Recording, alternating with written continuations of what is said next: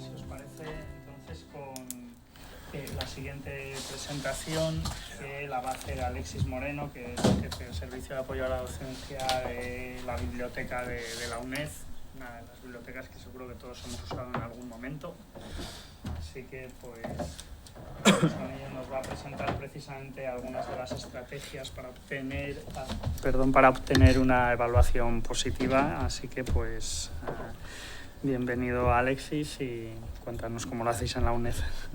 Pues muchas gracias, Miguel Ángel, muchas gracias, Carlos, por la invitación. Cuando me invitó Carlos a participar para hablar de transferencia de conocimiento e innovación, pues yo estaba casi más cómodo hablando de lo que habéis tocado los temas anteriores, ¿no? El tema de la evaluación de la investigación, del apoyo a la docencia, de la parte de, como bien decía Álvaro, de la búsqueda de información, que es donde he trabajado mucho también, ¿no?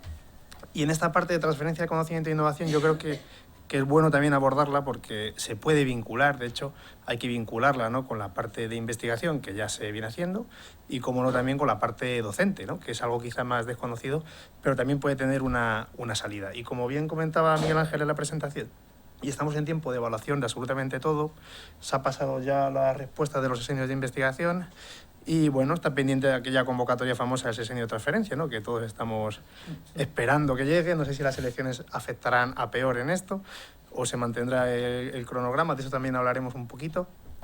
Y cómo no, también el sesenio docente, ¿no?, que también es algo que está pendiente de que alguna vez vea la luz, y una vez que se sepa, pues también seguramente algunas de las cosas que se vengan haciendo, ¿no?, en proyectos de innovación docente o en esa también transferencia docente, pues seguramente tenga luego un respaldo que en este tipo de actividad evaluativa que beneficia de alguna forma, ¿no?, a la carrera del profesorado universitario, ¿no?, que al final es lo que nos toca. La presentación está estructurada en dos bloques muy rápidos. Una primera introducción a cómo está el marco normativo de la transferencia, que es un repaso a los cambios que hay ahora en la legislación, en la LOSU fundamentalmente.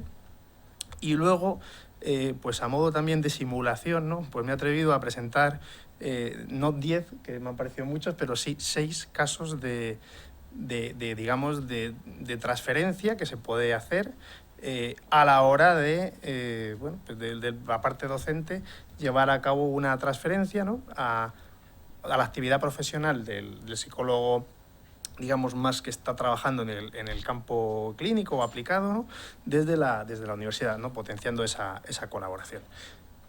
Sin más, vamos a hablar que, bueno, que como os comentaba, que la ley orgánica que se ha aprobado en marzo y que entró en vigor en abril, ¿no?, pues sabéis que las universidades tienen 3 funciones principales, que son investigación, docencia, y aquella que está quizá un poquito más tangencial o un poquito más dejada de lado, que es la transferencia, pero que de algún modo se está ahora empezando a potenciar. Bueno, se empezó a potenciar en el 2018 y cada vez más, cuando ves los nuevos modelos, el Real Decreto nuevo de acreditación del profesorado universitario, ves que cada vez lo van incardinando más, ¿no?, que va poniendo investigación y transferencia, lo van uniendo cada vez más, ¿no? Entonces, es una actividad que lógicamente no hay que perder de vista, que hay que tenerla muy presencia, esta parte de la transferencia, el intercambio del conocimiento, ¿no? Hemos hablado mucho de la información que se presta, pues también esa transferencia de conocimiento al sector productivo, ¿no?, a la empresa, a los colegios profesionales, al sector clínico en general y asistencial, pues va a contribuir lógicamente a generar bienestar económico, bienestar social, progreso económico, etcétera, y esas son funciones, ¿no?, que vienen recogidas expresamente en la LOSU y que lógicamente pues son bien valoradas, bien acogidas y necesarias, ¿no?, a nivel social fundamentalmente, ¿no? En concreto es el título 4 de la LOSU el que se ocupa de la investigación, transferencia e intercambio del conocimiento, y además indica claramente que las actividades que se hagan, ¿no?, se van a evaluar, lógicamente, y van a ser consideradas a efectos retributivos y de promoción, ¿no? O sea, ya está marcando el camino de lo que luego va a ser el desarrollo del nuevo Real Decreto de evaluación del profesorado universitario, ¿no? Y en ese sentido, pues cuanto antes sepas cuáles van a ser los baremos que te van a aplicar, pues antes te vas a adaptar a ellos, ¿no? Porque al final el profesorado universitario, como todo colectivo, es reactivo, ¿no? Te marcan unas normas evaluadoras y acabas adaptándote a ellas, ¿no?, para intentar obtener pues esa evaluación positiva, que es lo que a todo el mundo le interesa, y si aparte te la complementan económicamente, pues tanto mejor, ¿no? Y además, ya en el artículo 71 se especifica claramente que a efectos de concurso de plazas, la experiencia docente y la experiencia investigadora, incluyendo la de transferencia e intercambio, se va a considerar de manera análoga al conjunto de criterios de valoración de todos los méritos que se van a considerar dentro de estos sistemas de acreditación y, lógicamente, en los concursos de promoción a las plazas, que es una novedad que incluye ya el Real Decreto, porque el Real Decreto que se está ahora en audiencia pública se aborda tanto la acreditación de profesorado como los concursos de selección que organizan a nivel interno las propias universidades, ¿no? Y estos son los criterios vigentes, ¿no?, que tiene la ANECA, ¿no?, en cuanto a transferencia para la figura de titular de universidad en la calificación B, bueno, que es similar a la A, lo único que luego la exigencia de los criterios pues se eleva un poquito, ¿no? Pero digamos que las patas, si queréis, o las dimensiones que se abordan en la transferencia son similares, tanto en la acreditación como en el sesenio actual, en la normativa del 18, que cambiará, lógicamente, cuando se actualice en la próxima convocatoria, pero lo que se valora es un liderazgo continuado en proyectos de investigación, las patentes y modelos de utilidad, que eso ya pues todo el mundo las conoce, ¿no?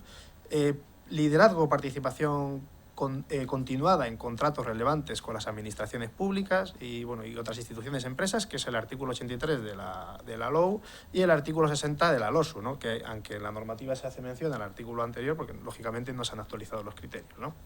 Y aquí se indica, lógicamente, que se va a valorar la cuantía de contrato, la duración que tenga, el número de investigadores que estén implicados, etcétera. Y además de estos, pues hay otros, ¿no?, que es la formación de investigadores, cuando pides un contrato de investigación, un proyecto de investigación, a través de la AI, de los de generación del conocimiento, retos, etc., y llegas a una puntuación determinada, pues a lo mejor también te permiten contar con un becario de investigación y eso también te lo van a valorar, ¿no? Y al mismo tiempo, cuando firmes convenios con cualquier sector, ¿no?, organismo del tercer sector o de otro tipo, para llevar a cabo actividades de valor social, que esto también vamos a incidir en algunos de los ejemplos que vamos a ver, ¿no?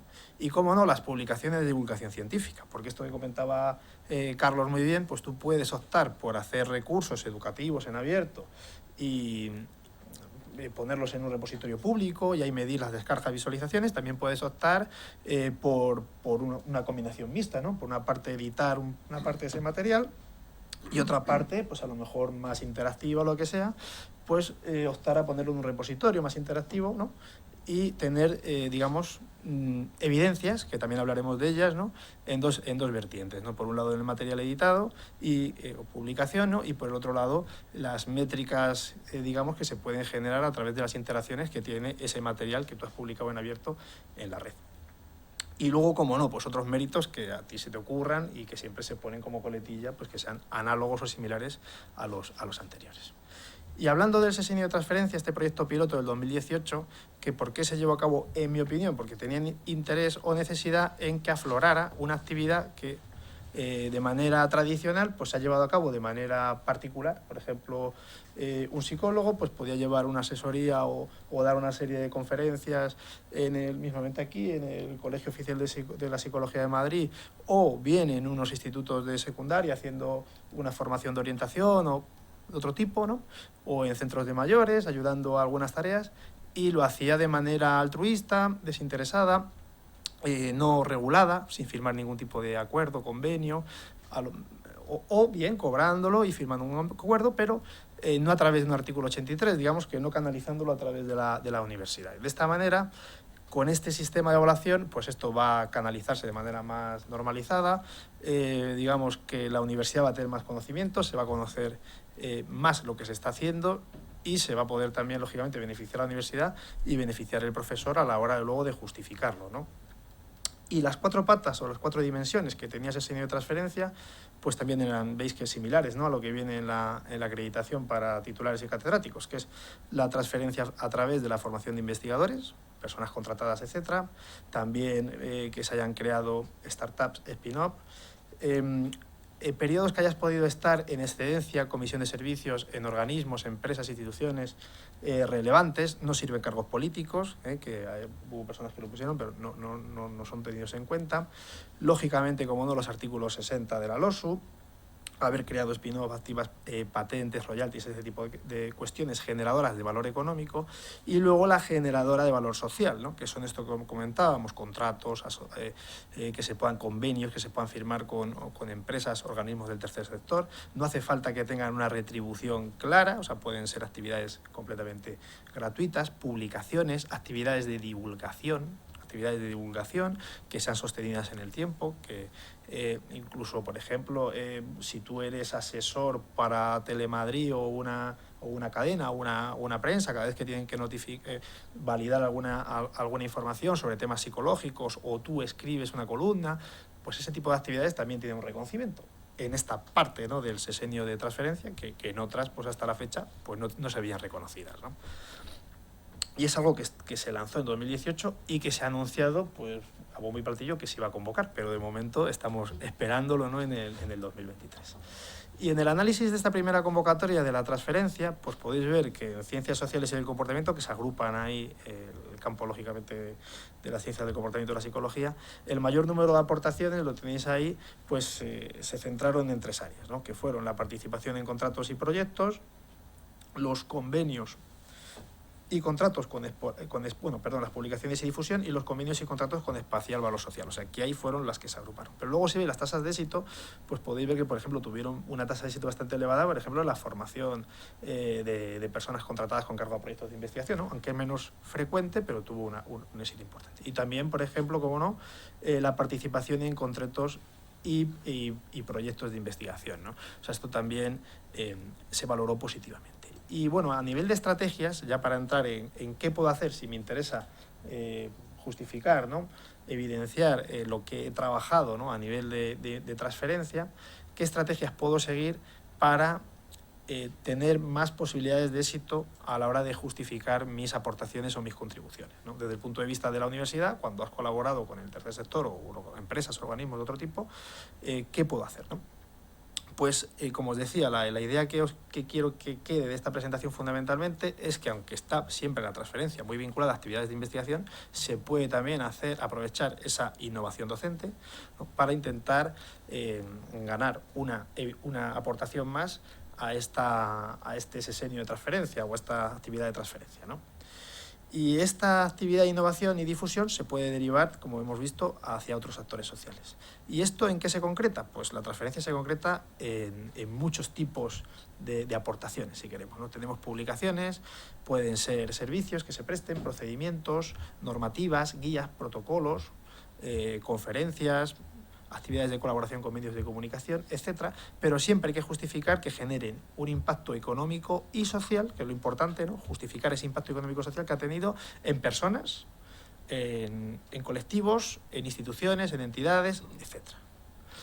Y hay que justificarla documentalmente, eso es importante, ¿no? Esta transferencia hay que justificarla. Y las evidencias son muy diferentes a lo que estamos acostumbrados en las aportaciones científicas, ¿no?, que son los famosos cuartiles, etcétera, ¿no?, o el prestigio que tenga la editorial y demás. Y entonces estas evidencias, que luego profundizaré un poquito más, pero bueno, se puede plasmar estas evidencias en contratos, también en publicaciones, lógicamente, de divulgación, noticias que se hayan publicado en prensa, reseñas que se hayan hecho, jornadas como estas, ¿no?, que estamos ahora mismo aquí, en certificados que te puedan emitir desde la empresa, institución con la que has colaborado, cartas que te firmen de apoyo a tus proyectos, a tus actividades que has llevado, grabaciones que se hayan hecho de sesiones, descargas, visualizaciones de lo que hayas publicado en redes, en medios. Todo este tipo de cuestiones son evidencias que apoyarían, ¿no?, o justificarían el impacto que haya podido tener tu aportación, ¿no?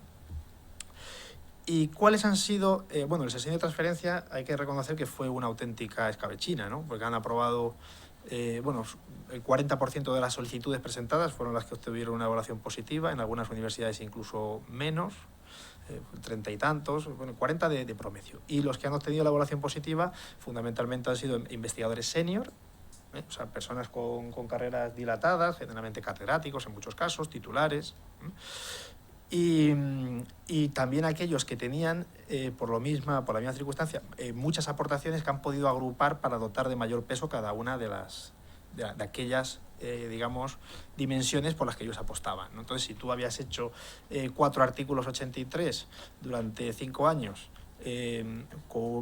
colaborando con la consejería una consejería en concreto, con una ONG en concreto, pues lógicamente te dotaba de más peso que si solo llevabas un artículo 83 firmado durante un año, etcétera, ¿no? Incluso que no había terminado, lo que sea, ¿no? Entonces ese tipo de cuestiones pues se han valorado, ¿no? Pero es muy importante ser muy narrativo, ¿no? Describir con mucho lujo de detalles qué es lo que se ha hecho, cuál es la actividad. O sea, no escatimar en datos, no escatimar en todo lo que se ha hecho.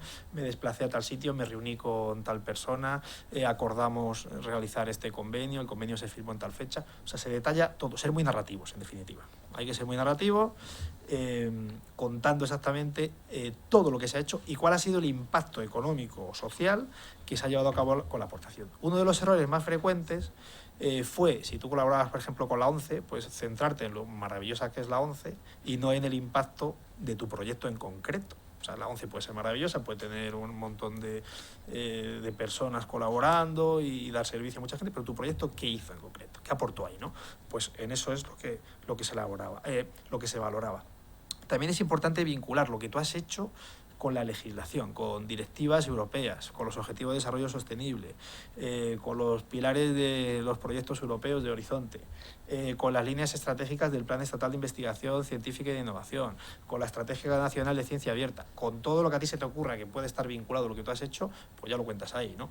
Y luego aparte, si has tenido en cuenta la perspectiva de género, la sostenibilidad, la inclusión social, la atención a colectivos marginales o desfavorecidos, pues tanto mejor, ¿no? Pues tú tienes que vender esa aportación, ¿no? Eso es lo que he comentado, ¿no? Sostenibilidad, integridad científica, interdisciplinariedad, pluralismo científico, acceso abierto, que son todas estas terminologías o términos que van apareciendo en las distintas normativas, en las distintas legislaciones, y que hay que ir recogiendo para irla agrupando, ¿no? Y llevándola a tu terreno para intentar que el evaluador, pues, oye, tenga una visión, ese anclaje positivo hacia lo que tú le estás presentando.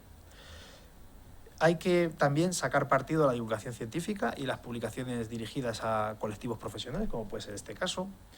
Las evidencias, como he mencionado, son muy variadas. Las cartas de apoyo juegan un papel, ¿no? Si tú tienes un colegio oficial que te puede firmar una carta de apoyo a tu aportación, porque pues eso le va a dar un peso, ¿no?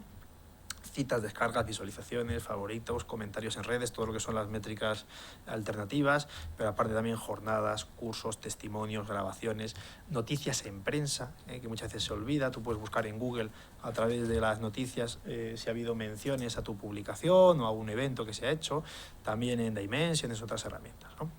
Y luego, lógicamente, pues lo que os comentaba, el error frecuente era de confundir la organización con la que se colabora con el proyecto que se presenta, y en la medida que se pueda, y uno lo pueda agrupar 5 aportaciones para un sexenio y puede, dentro de cada una de las aportaciones, de las distintas dimensiones, ir engordando, ¿no? Si uno tiene 3 capítulos que tratan de lo mismo, pues presenta los 3 capítulos de manera conjunta y no los fragmenta, pues eso de alguna forma le dará mayor consistencia y mayor envergadura a lo que se está presentando de evaluación, ¿no?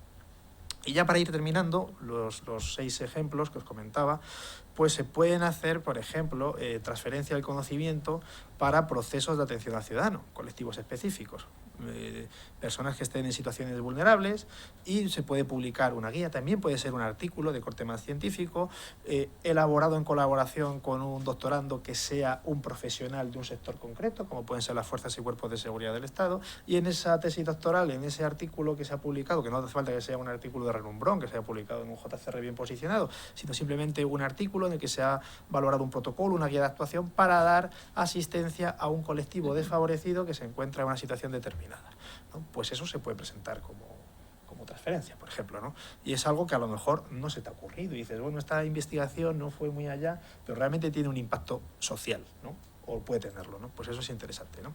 Un convenio que se pueda firmar con un colegio oficial de psicólogos, ¿no? Para realización de actividades de reciclaje profesional, formación permanente, ¿no? de los psicólogos, y desde que tú firmas ese primer convenio, las actividades que se han realizado, el número de asistentes a las sesiones, todo ese tipo de cuestiones, pues estupendo. Que se ha canalizado a través de un artículo 60 de la LOSO, tanto mejor. Se ha tenido una presentación oficial, repercusión en medios, etcétera. De ahí te hicieron una entrevista, pues tan fantástico, ¿no? Lo mismo que hemos comentado, ¿no? Tú puedes publicar varios capítulos sobre un tema y agruparlos, ¿no? Para hacer has participado en un libro colectivo sobre cómo mejorar la orientación laboral de los o la orientación que se presta en los centros de secundaria, ¿no? Pongamos, porque eso, pues si tú has trabajado ahí, pues podrías agrupar esos capítulos también como una aportación. También si has organizado ponencias o cursos asociados a esos capítulos, digamos que vas haciendo el efecto bola de nieve, ir agrupando todo lo que se te ocurra, ¿no? La presentación del libro, si el libro es gratuito, pues las descargas que pueda tener, si se ha vendido, pues las ventas, ¿no? Visualizaciones, etc.